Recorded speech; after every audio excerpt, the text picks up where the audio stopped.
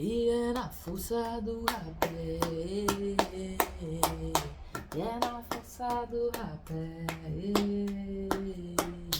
Olá pessoal, salve, salve, gente linda.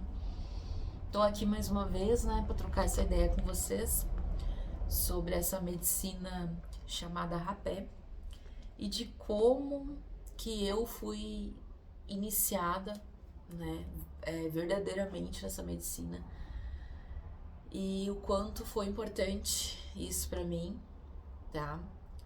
Na verdade, eu considero que eu tive duas iniciações no rapé. A primeira foi no centro xamânico lá de Brasília, que já falei pra vocês, né, um pouco sobre ele. E a primeira vez que eu me aplicaram rapé, eu senti já na primeira vez a força do rapé. Eu senti aquela formigação assim, a energia, né, correndo todo o meu corpo. Aqui, a primeira sensação é de limpar aqui o meu campo mental, né? Vem uma luz branca assim, sabe? E aí depois ela desce pro corpo a energia do rapé, né?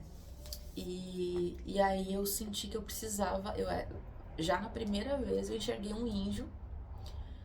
Gente, agora até, né?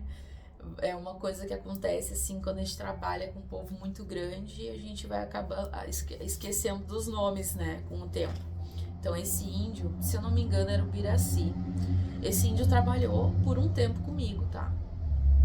Ele era um índio que me lembrava das tribos aqui do brasileiras, né, a forma dele se vestir. E eu vi ele no astral, tá? Caso vocês não estejam entendendo. E aí ele pediu pra mim deitar com a cabeça no chão e com a barriga pra baixo, né? Quando começou a força do rapé e eu comecei a sentir muita ânsia de vômito.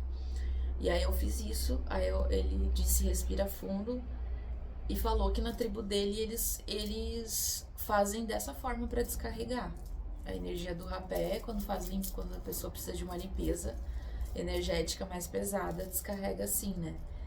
E foi muito legal, assim, que no final eu contei aquilo, né? E como eu tô falando pra vocês, muito conhecimento do xamanismo me chegou através das minhas visões, através da minha conexão espiritual, tá? Então, nem tudo eu recebi fazendo curso, lendo, estudando. E isso foi uma das primeiras coisas, então, que começou a se manifestar bem claramente ali, né? Quando eu fui trabalhando com as medicinas, os mentores começaram a vir para me iniciar e depois auxiliando nas iniciações das outras pessoas também. E aí, então eu tive essa experiência lá com o rapé, que foram poucas experiências que eu tive lá em Brasília e sempre assim uma energia muito forte, muito intensa. A minha conexão com o rapé sempre foi forte, sabe, gente? E aí, quando eu cheguei em Santa Cruz, eu não usava tão seguido o rapé. Nunca usei. Até hoje eu não uso muito seguido, não, gente. Eu faço os meus estudos e não uso todo dia, né? Eu tenho outras medicinas que eu estudo, que eu uso mais diariamente.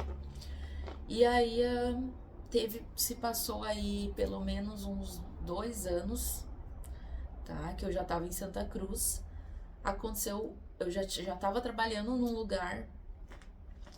Eu já tinha o meu filho, tinha 1 ano e pouco já, o mais novo, Castiel.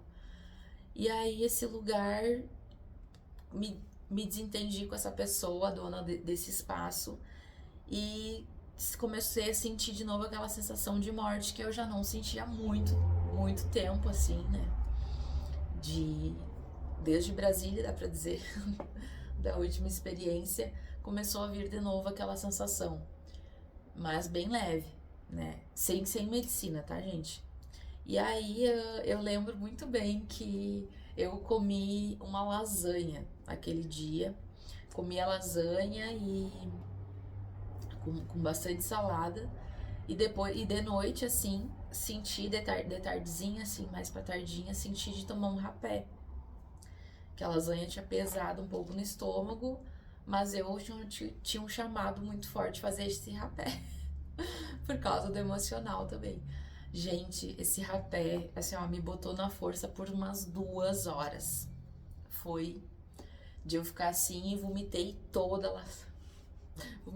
lasanha. E aí, olha que interessante. Depois de passar o mal-estar lá do rapé, eu tive uma miração, né? Com um pajé, eu chamo de pajé porque pra mim era um índio curandeiro brasileiro. E ele começou a me falar ali. A primeira coisa que ele disse assim: ó, tu vai usar durante 7 dias o rapé e tu vai passar por algumas coisas. Eu vou estar aqui contigo, né? Ele me falou assim. E aí, esses 7 dias que eu fui usando, eu fui cuidando também da minha alimentação, né? E foi tudo intuitivo. Eu não segui, assim, a dieta do rapé lá que tem. São várias dietas do rapé, tá? Pra quem estuda, conhece um pouquinho, já ouviu falar. Não é uma dieta só, gente. Tem muitas variações essa dieta, porque a gente não tem só uma tribo aqui no Brasil, né? Porque rapé é bem brasileiro, vamos dizer assim, uma medicina que pode ser considerada bem brasileira. Então, geralmente, quando se compra rapé, se compra daqui do Brasil mesmo. E sim, tem várias dietas. E aí, a cada dia, eu ia visualizando coisas diferentes, me conectando com os meus animais de poder, que foram vindo assim, e no final estavam todos eles ao meu redor, né? Todos os animais que eu já tinha acessado durante as cerimônias, as medicinas, as meditações, tudo, né? Mas dentro desses 7 dias de rapé, eu vivenciei de novo essa morte, né? Metafórica, sabe? E cada dia eu senti uma coisa diferente. Então, antes eu vivenciei isso em 2 sessões de ayahuasca, só que dentro dessas 2 sessões tinha ali mais ou menos um mês de intervalo. E depois vivenciei isso dentro de um período ali de 7 a 10 dias ali, entre o que aconteceu da minha saída lá até finalizar o processo com o rapé e eu compreender, estou morrendo de novo, estou deixando de novo uma parte minha, né, para trás. E assim, vivenciar tudo isso foi muito interessante, sabe? Fez com que eu percebesse que não existe assim uma só forma de aprender. Eu lembro que ali, nessa experiência com o rapé, eu já tinha tido outras experiências em que os mentores falavam comigo, né, durante as medicinas e fora também. E aí foi algo muito especial ter vivenciado essa iniciação com esse pajé. Ele não falou o nome pra mim, mas ele me limpou na parte espiritual, tudo, fez uma cama de ervas, né, que eu consegui visualizar no astral, assim, ó, o trabalho todo com o rapé e com esse pajé que me ministrou aí esse rapé. Eu não sei nem se ele realmente é desencarnado ou se ele vive em alguma tribo e faz esse trabalho por desdobramento astral, enfim, é bem louco. Mas eu tenho esse relato escrito. Esse relato eu vou colocar aqui pra vocês, tá? Vou separar aí durante esse tempinho que eu tenho até publicar o vídeo e vou colocar aqui pra vocês. Quero trazer mais informações aqui na descrição dos vídeos que eu olho pra vocês terem mais acesso, poderem pesquisar sobre as medicinas mesmo, sabe? Porque tem algo muito duplo nessa questão de ler demais, pesquisar demais, ter muita teoria e não ter a prática, e também tem essa questão de ter a prática sem ter tido a teoria, né?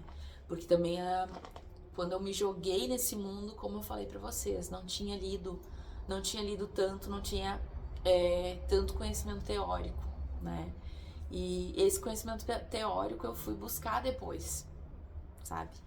Então não é impossível você buscar esse conhecimento depois, né? Mas tem que ter sim uma preparação pra você estar bem minimamente no dia do trabalho, tá? Não quer dizer, né? Não quer dizer que eu preciso estar 100% para fazer um trabalho de ayahuasca. Bom, aí se você tá esperando tá 100% pra fazer um trabalho de ayahuasca, ou com cogumelo, ou com outra medicina, com rapé que seja, aí já acaba um pouco indo por água abaixo a questão de fazer o trabalho, né? Porque quem geralmente chega nesses trabalhos é por muita necessidade, é por muita precisão, né? Aí às vezes a pessoa tá esperando ela ficar bem, o que não faz sentido nenhum, porque é a mesma coisa assim, ó. Você vai tomar o remédio quando você estiver bem? Você vai? Pode ser que sim, porque esse remédio, olhando para as medicinas, elas vão te levar, né, em lugares assim muito mais longe, vão desenvolver seus poderes psíquicos, espirituais e tudo.